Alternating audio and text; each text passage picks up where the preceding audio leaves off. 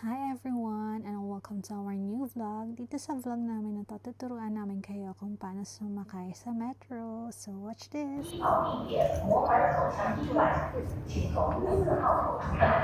Dito nga pala bibili ng ticket kapag sasakay kayo ng metro. Tapos kapag may card naman kayo, pwede kayong mag-load doon.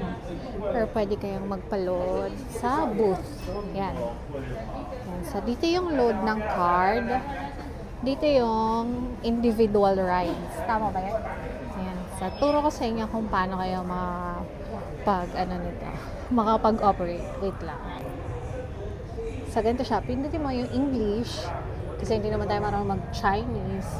So, English. Tapos, saan ka pupunta? Halimbawa, yung line mo. Anong line yung pupuntahan mo?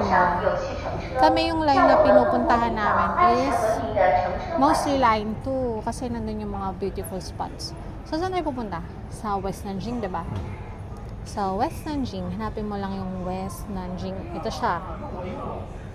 West Nanjing. Yan. Tapos, ang pamasahe is 4 RMB. Tapos, next step.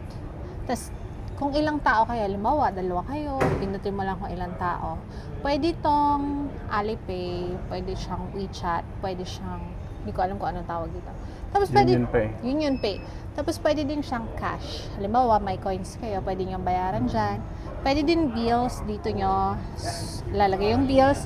Tapos pag may sukli kayo, dito lang kunin yung sukli at saka yung card. So, mag-metro na kayo para tipid, di ba? Yan. Tapos, ganda naman siya guys kapag halimbawa phone gagamitin mo. Si baby gagamitin niya is Alipay. Bawal ipakita yung QR code. Alipay yung gagamitin niya. So, scan niya lang doon. Tapos, makakapasok na siya. Already deduct na yung pamasahe sa phone niya.